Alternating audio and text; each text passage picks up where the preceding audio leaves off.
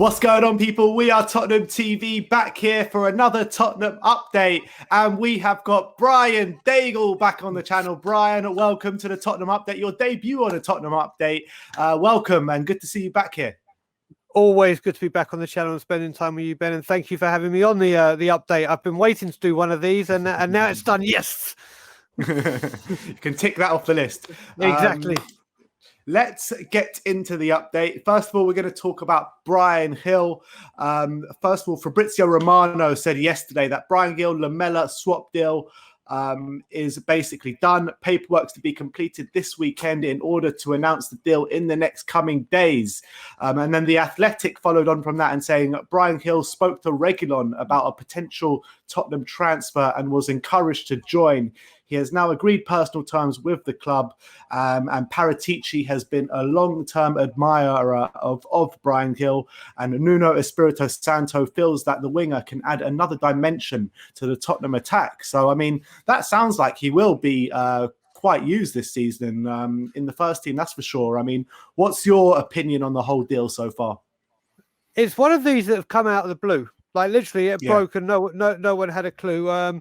Listen, he's a very, very young talent. Can't get too excited about what he's done, but it looks very, very exciting what he could achieve. I'm a bit confused that we're going for a left winger when we blatantly know we need centre backs. It's a bit confusing for me.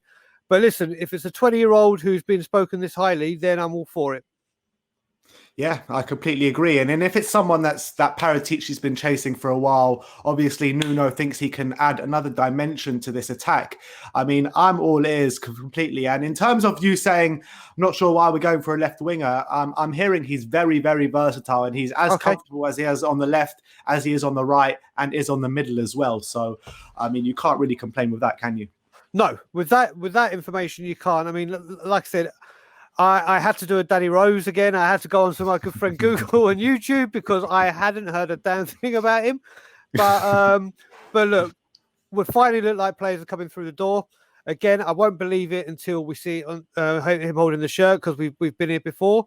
But this looks positive. And the one thing I will take from it is if he's doing this because he's throwing names out there to keep other teams off the scent and then going for people randomly, then I kind of like this format compared to the going for 10 and then and picking one and letting everyone know. So it looks like this could be a very wise tactic.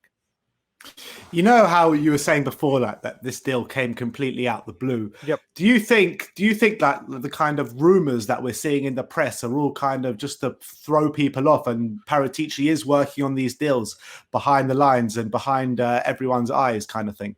I'm hoping so. I think we'll only find out, obviously, if this one does get off the line, because like we said with Tomiyasu, I mean, I posted a tweet that I said I think Gillette should be our naming rights because you need a shave after the time the transfer negotiations finish. So if this one happens, then we can start believing it. Until then, obviously, all Spurs fans are a bit like, oh, here we go. Let's see if this goes down. I mean, we signed a couple of unknown wingers in George, Kevin and Kudu and Clinton and Jean. Look how long they took to get over the line. But if this one does look like it's got some momentum, and seeing Coco go the other way, I mean, I'm a fan of his, but after 8 years, I think the course has run, and it's time for him to make his move. And I wish him nothing but the best. Yeah, I mean, I don't really get these people. I mean, it's very split in terms of the reaction on social media around Eric Lamela. I mean, some people are of the same thinking as you, and that's me. I'm of the same thinking as you. But there are a lot of people just saying good riddance and all this kind of stuff, and I'm happy to see him through the door, which, look, at the end of the day, it was time for him to go, but I commend him for his 7-8 years at Tottenham. Yes, he didn't get on the pitch as much as he wanted to, but he always gave 100% when in that Tottenham shirt, and that's not what you can say about a lot of the players that has come through the door here. Correct. I mean, you got to remember he's had 2 hip injuries as well. He didn't plan for that. He came from Roma and was meant to be this big talent, which we didn't get to see what he did in Italy. But one thing you could never say, I mean, have you seen the film Ben the Mean Machine with Vinnie Jones? Yeah, of course. So you know Jason Statham's character, the monk? Yeah. That's my nickname for Eric Lamela.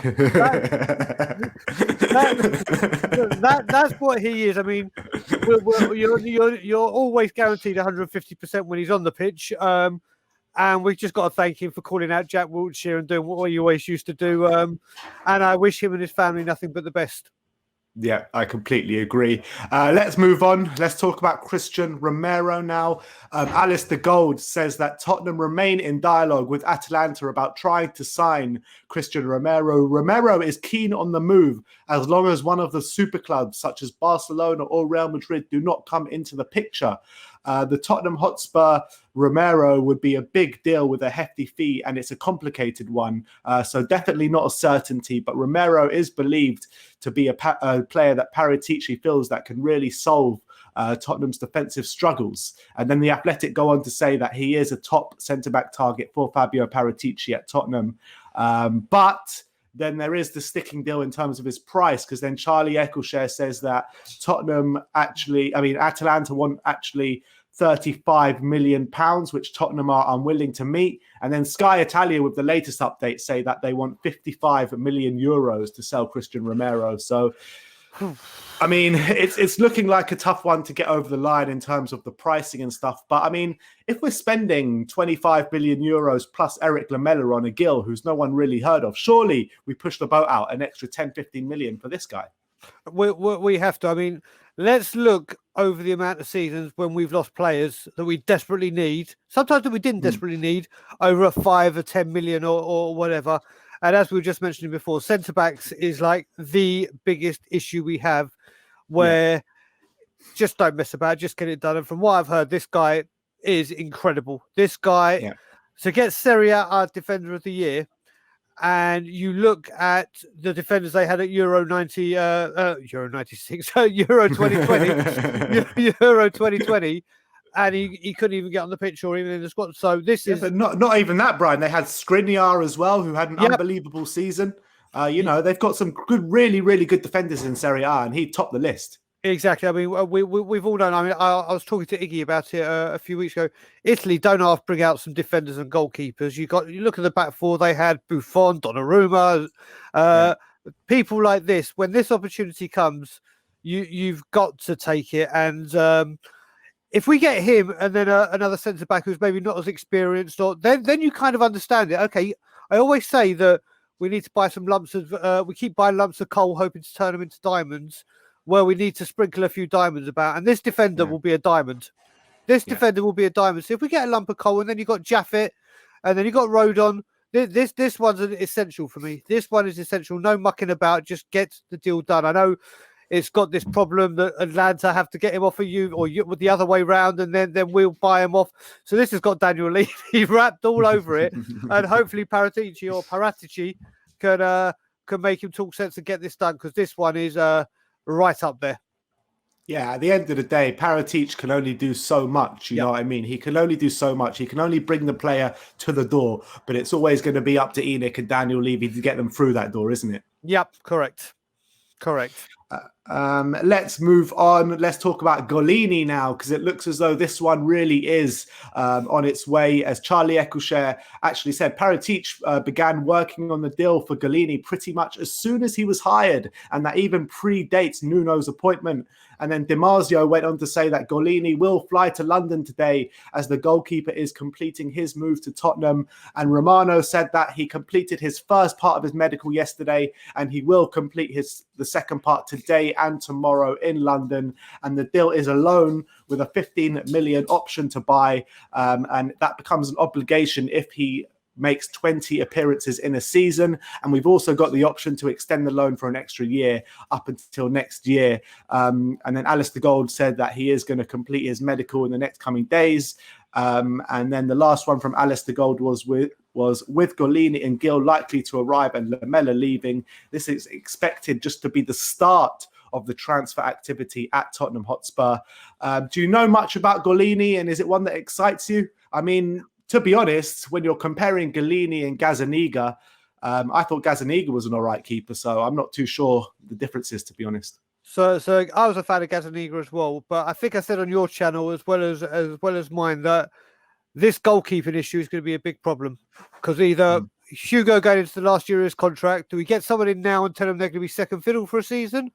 Or do we wait till next season and he leaves potentially, and then everyone in the world knows we need a goalkeeper? So the deal, potentially the way it's structured, I think is absolutely incredible bit of business. You cannot knock it the way they've structured it. I didn't know a lot about him. I watched Alistair Gold's video yesterday, as well as Matty Hayes' video with Romano, and he had a European special guy on who was fantastic. And Romano and the European guy, a specialist, had quite conflicting reports about him.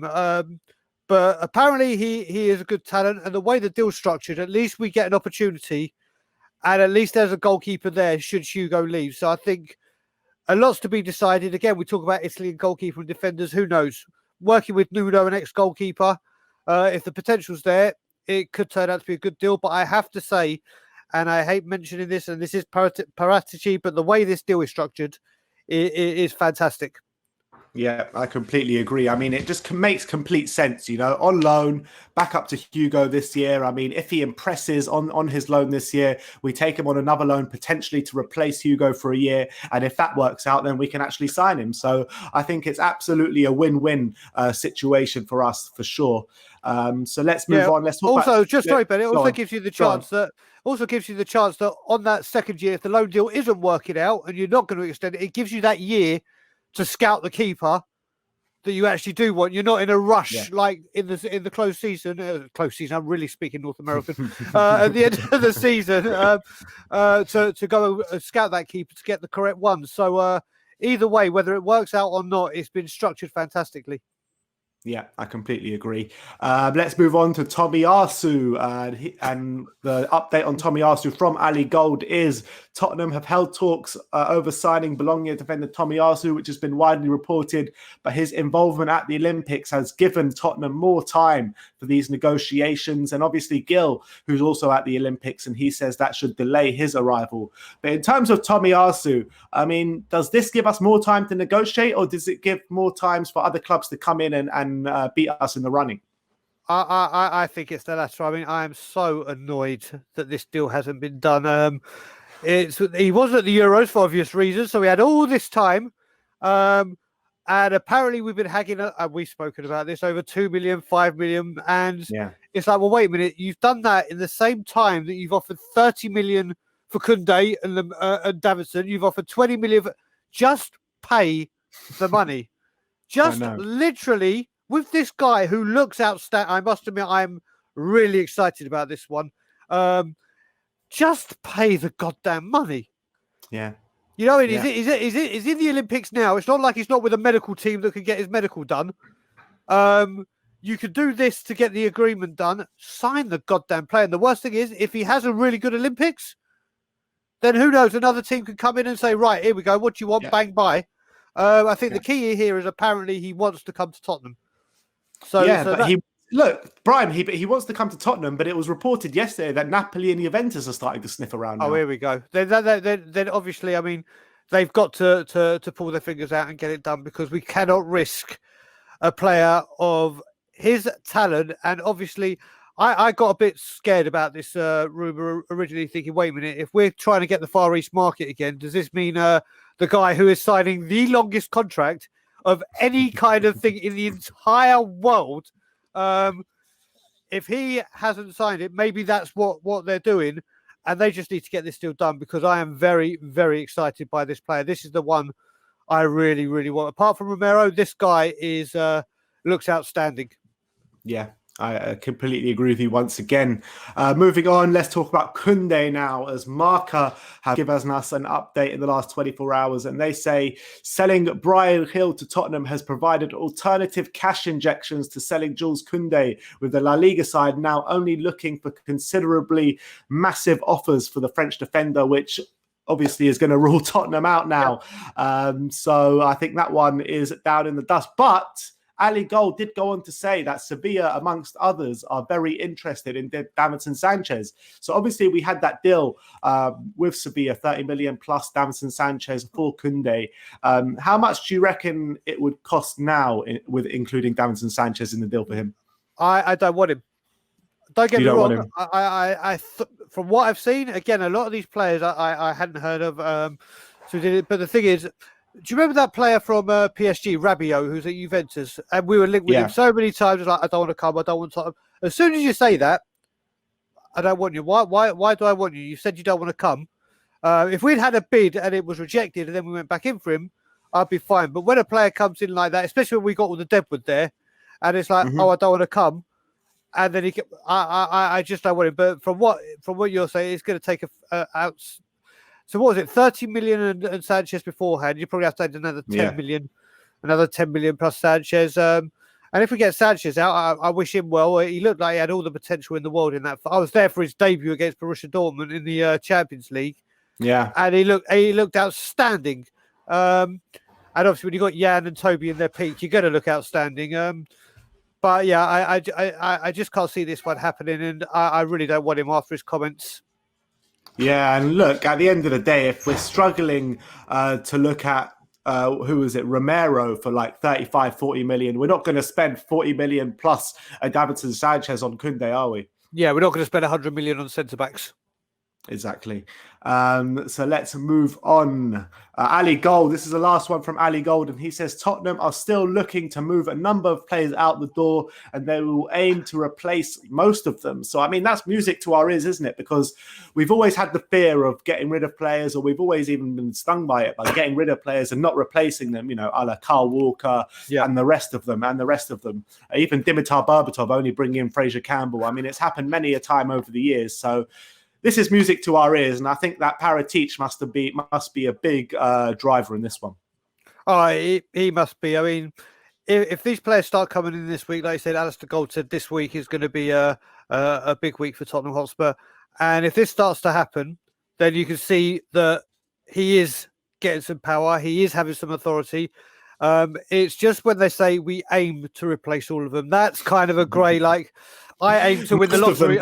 Most of them. Yeah, I aim to win the lottery this week. Let's see if that happens. But like I said, it looks like now that the Tottenham Hotspur transfer purchases are starting to roll into town, and we'll just see. But I've been saying for ages, I'd rather we get 4 or 5 of the Deadwood out and 1 or 2 in, because we need to get those out. This is the main thing. We, as you said as well on your videos, Paratici seems to have a problem getting players out the door.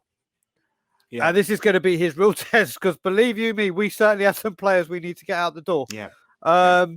So let's hope it can happen. I mean, I heard you. I'm watching your videos every day, Ben, as you know, and I saw your one yesterday with David, and it was saying about Harry Winks could be up for sale. And listen, I'm not his biggest fan. I was when he first started. He looked like we had a real player. He's kind of stagnated, but yeah. He needs to go unless I can't see. I just don't know his position. So he's one we have to get out the door. But let's just get Aurier and Sissoko out as quickly as possible. They're the two, I think. And Dele Alli. Dele Alli is at the top of the list for me. Really? Dele Alli? You reckon he's the first one that needs to go? And the reason I say that, Ben, is for 3 years, he's been like he is. And if all of a sudden he starts turning it on, I am going to get so frustrated, so annoyed. And I heard against Leighton Orient, he wasn't brilliant. I don't think he was, from what I was listening in your watch along with Bobby yesterday, I don't think he was phenomenal. And it's all well and good. Oh, look, I'm so fit. I've got a 6-pack. I've got lovely hair. Yeah, but do it on the pitch. Ollie Skip came on yesterday, and well, you spoke to my friend Jack about what we could expect to get from Ollie Skip, and he looked like he delivered. And Dele Alli is the one that can get us a lot of money in, and he would be first one out the door for me. In terms of Dele Alli, I think it was a bit of an improved performance yesterday, but look, it's against Colchester, so you can't read too much into it. It was a bit better than it was against Leighton Orient. But in terms of Harry Winks, I mean, he just got completely overshadowed by Ollie Skip yesterday. Just completely overshadowed. There you go. So it looks as though that kind of competition between Skip and Winks is only going one way. Yep. And Skip is an absolute baller. I mean, some of the passes he was playing yesterday was absolutely insane. I was just so happy to see it. After, I've been waiting to see him in a Spurs shirt for so long now, since he's first started his Norwich reign, and now we've got it, and it's absolutely amazing. I can't wait till the competitive games start. But moving on, we've got some quotes from the Wolfsburg sporting director, George Schmatke, if that's how you pronounce it. And he says, And he says he's talking about Maxence Lacroix, and he's ruled out a move for him and Tottenham. He's saying that we rejected everything and the issue is now over. Maxence is staying. Everyone knows that it's the most important thing for the club. So obviously they're dying to keep him. I still believe if a big offer comes in for him, they will sell. But that will not come to Tottenham, will it? Hey, there you go. It all ended in that statement. That means things with Tottenham are done, and then a bid will come and he'll go somewhere. Listen, we all know this, and as much as I hate mentioning this guy's name, Daniel Levy, you know, when it comes to final day of the window, if a bid comes in and you're in that situation, it really is poker. It's like, do you call or do you bluff? And we'll wait and see. It still could be us. I highly doubt it, though. Yeah, I highly doubt it as well. Definitely with the comments there from the sporting director. Last few bits of news I've got is Tanguy Ndombele. A lot of people has been asking why he hasn't featured in pre-season yet and what have you, and where has he been. But the news is we've got a mazel tov because Tanguy Ndombele, his wife or his girlfriend, not sure which one it is, has just had their birth of their first child. So Tanguy Ndombele has just become a father yesterday. So a big mazel tov is in order. Mazel tov. I mean, do you know what? I'm with Bobby when he speaks about Ndombele. This guy, we have got such a talent here beyond belief, beyond our wildest dreams. And congratulations to him and his family. And hopefully, becoming a father might be the kick that he needs to get his fitness and his mentality into gear. And congratulations to him, his wife, his family. And thankfully, now that COVID seems to be over back home, his family can come over to see the child as well. So hopefully this will be the start of something for Tanguy. And congratulations to him and his family. Definitely. And last but not least, the away shirt, Tottenham away shirt got released today. I'll bring it up for you on screen right now. I'm not really sure what to make of it, to be honest, but I'm gonna say something that you're not gonna like, Brian. I'm actually quite warming to it. I really am warming to it, and I actually don't mind it. It reminds me a bit of that green shirt that we had that got us to the Champions League final. I mean, I hated that at the beginning, but I really warmed to it. But what are you guys' opinions? What are your opinions on this away shirt? And Brian, what's your opinion? I can see by your face that you don't like it. So do you know what it is? First of all, Nike are making it very, very easy for us to boycott Tottenham Hotspur because the kits are just... So on that part, they're doing it. I mean, Nike with their kits have been woeful. I loved Puma and I loved Under Armour. They were sensational. Adidas was Adidas back in the day, yeah. But I mean, from our recent kit manufacturers, I mean, I loved Under Armour. I really did. And Puma are my favourite manufacturers anyway. So I love them. But do you know what one of those shirts remind me of? Do you remember we were back at school and you used to fill the school sink up with paint and you used to put a piece of paper down? That's exactly what that shirt is. Nike have just gone, do you know what should we do for the Spurs kit? I know. My daughter or son bought this back from school. Let's make that a Tottenham Hotspur kit because that's what it reminds me of. It's hideous.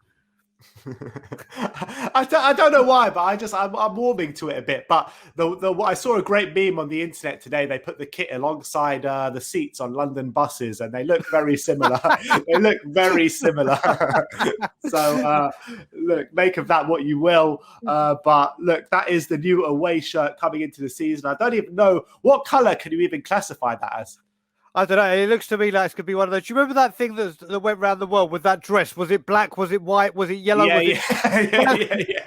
And I think that's what Tottenham are trying to get some more media attention by saying, what colour is this shirt to see what they can get. So I've got no idea what it is. It's a mess. That's it. It's 50 Shades of Mess. All right, well, you guys let me know in the comment section below what colour is the new Spurs away top. But that is your Tottenham update today. Brian, massive thank you to coming on today and giving us your thoughts on all news that has come out of Tottenham in the last 24 hours. And hopefully we'll see you on a Tottenham update very soon, Brian.